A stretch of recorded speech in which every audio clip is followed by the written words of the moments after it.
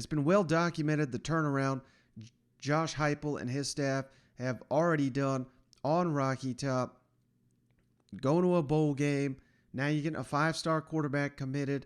Just had a really solid recruiting class, trying to build on that, trying to build a top 10, top 5 class on top of that. But, that's having such an eye on the future. You can't forget the guys that laid the foundation because, given the transfer portal era, so many guys could, as soon as there's a coaching change, what happens? They jump in the portal, look for greener pastures, and a number of upperclassmen there at Tennessee.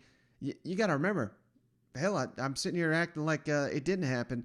Tennessee was just ravaged by guys jumping in the portal after Pruitt got fired, and a lot of these high-profile guys. Hell, we got some in Alabama, Michigan State, Oklahoma, of course.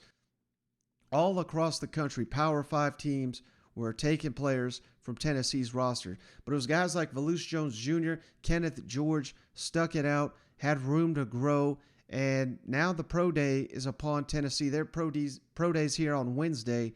I just thought those were some interesting comments from Velus Jones Jr. on the development and how this coaching staff was able to elevate his game. And Kenneth George, who you remember a couple of years ago, he got arrested, suspended from the team. It was some pretty ugly allegations. I believe it was an officer involved, resisting arrest and some kind of assault. So he's managed to put that behind him, rebounded with a solid season here. So here's Velus Jones Jr. and Kenneth George on, what they learned and how Josh Heupel and his coaching staff helped them to play the best football of their career. It helped me out a lot, even with Coach Eckler allowed me to be a punt returner. It made me increase my value when it comes to being on the team because at the end of the day, they all say you got to go and take a grown man position. And, that's what I'm prepared to do now from this past year. And just like, even with the coaching staff, like the positive energy, being like around a real family, it gave you all the confidence, you needed to perform well, that knowing that your brothers were behind you. Everybody was happy for each other, even though we competed every day for a position. And the coaching staff so encouraging.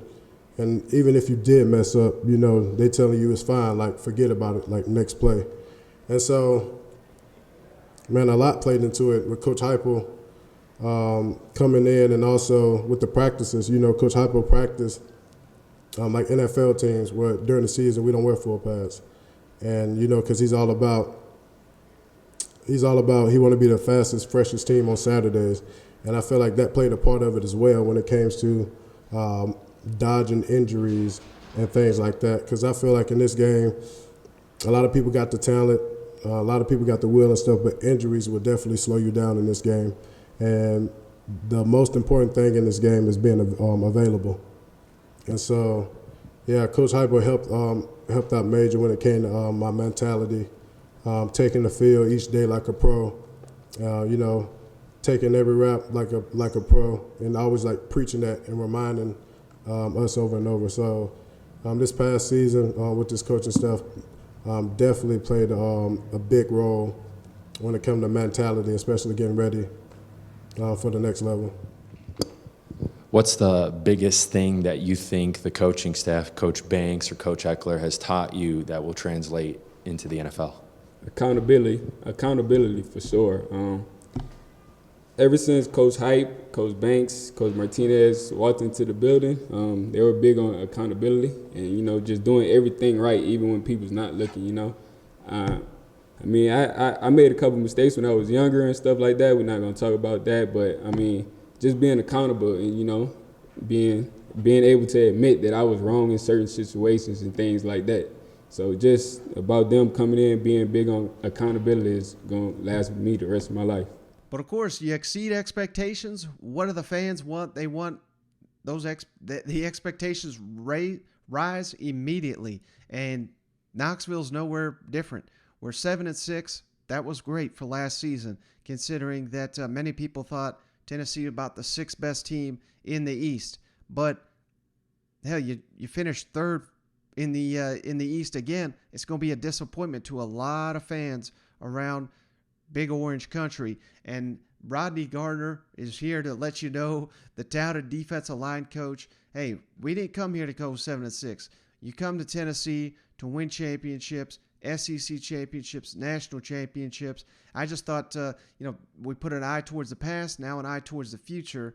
Rodney Garner, rest assured, is working particularly his defensive line, whip them up and get them ready to play here this fall, because they're going to be counted on to lead the way for this Tennessee defense. Coach, obviously there's always things to work on and things to improve on, but with guys that are returning, that familiarity with the program, the system, your expectations, how much have you seen that pay off in terms of technique here early on in practice?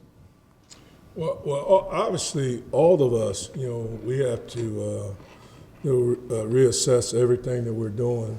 Our expectations, obviously, I think maybe we exceeded some expectations, last year, but it's still not the expectations that we want, that we came to the University of Tennessee for, So we've got to raise the bar, and we've got to continue to raise the bar. I don't think any of those young men, when they signed to come to Tennessee, they signed to say they wanted to come and be a part of a 7-6 program. All right, they said they wanted to come and compete for championships, SEC championships, national championships. I know that's what I want. I know that's what Tennessee wants. I know that's what the expectation is. So we've got to continue to reassess everything that we're doing and make sure that we're continuing to move the needle in the right direction. All right, so hey, that's all we got on this episode of the show. Like I've been saying all week, we got 2 more guests lined up for the show, a South Carolina guest, a Texas A&M guest. So should be a great pair of shows to finish the week strong. But as always, I appreciate each and every one of you for hanging out. If you made it this far and you wouldn't mind giving us that 5-star written review on the Apple Podcast app, or on Spotify, you can rate us now too. If you're an Android person, we really, really would appreciate each and every one of those. And we'll send you a beer koozie free of charge just for doing that. Just send those reviews on over to that secpodcast@gmail.com. But that's going to do it for today's show. We'll catch you on the next one.